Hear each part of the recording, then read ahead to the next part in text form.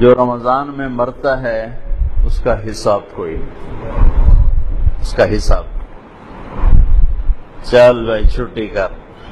ایک آدمی کہنے لگا تو کیا رمضان کے بعد پھر شروع ہوتا ہے؟ میں نے کہا اللہ جیسا کریم شہنشاہ وہ ایسا نہیں ہے کہ ایک دفعہ معاف کر کے آ کے چل ہوں دوبارہ آ جائے۔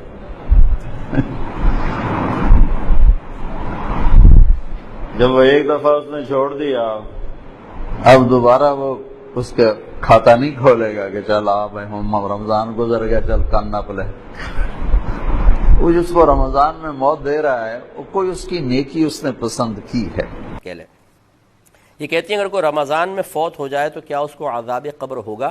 دیکھیں حدیثیں یہی کہتی ہیں کہ جو رمضان میں فوت ہوا اس پر سے عذاب ہٹا لیا جاتا ہے، عذاب قبر اسے نہیں ہوگا۔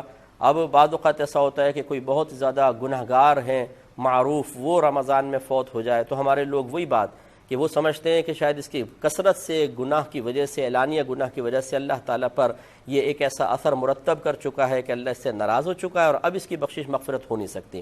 اب جب اس قسم کی حدیثیں ذکر کی جاتی ہیں جی رمضان میں اگر کوئی فوت ہو جائے عذاب قبر نہیں ہوگا، بولتے ہیں کہ یہ کیا بات ہوئی، ساری زندگی گناہ کر رہا ہے پھر بھی کچھ نہیں ہوگا۔ تو بھئی آپ کون ہوتے ہیں؟ آپ کی جیب سے کوئی پیسے نکال رہا ہے وہ، یا آپ کی کوئی پراپرٹی اس نے قبضے میں لے لی ہے، یہ اس کا معاملہ ہے، اس کا رب کا معاملہ ہے، آپ کو کیا تشویش ہے؟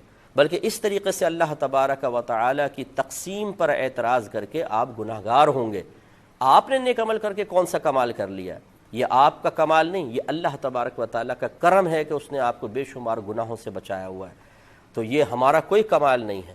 اس طرح اس شخص نے اگر گناہ کیے ہیں تو اللہ تبارک و تعالیٰ نے اپنے عدل سے اسے نفس و شیطان کے حوالے کر دیا اور لڑنے کا موقع فراہم دیا، وہ شکست کھا گیا، اور آپ کو اللہ نے اپنے فضل سے نفس و شیطان کو مغلوب کر کے عبادات کی توفیق عطا فرمائی۔ دونوں جگہ، ایک جگہ عدل ہے، ایک جگہ فضل ہے، لہٰذا ہمارا کوئی کمال نہیں ہے۔ اس لیے کسی شخص کے بارے میں آپ یہ گمان نہیں کر سکتے ہیں کہ یہ ضرور جہنم میں جائے گا، اور اگر کوئی کہے کہ نہیں حدیث کے مطابق اس کی بخشش ہو جائے گی تو آپ اعتراض کرنا شروع کر دیں گے بھئی کیوں بخشش ہو جائے گی؟ بھئی آپ کون ہوتے ہیں کیوں کہنے والے؟ آپ اگر یہ کہنا چاہتے ہیں کہ معاذ اللہ ثم معاذ اللہ، پھر تو یہ ناانصافی ہوگی کہ میں نیک عمل کر رہا ہوں، وہ گناہ کر رہا ہے، وہ بھی بخشا جائے، میں بھی بخشا جاؤں، یہ تو اللہ تعالیٰ کی ناانصافی ہے۔ آپ کون ہوتے ہیں حکم لگانے والے اللہ تبارک و تعالیٰ پر؟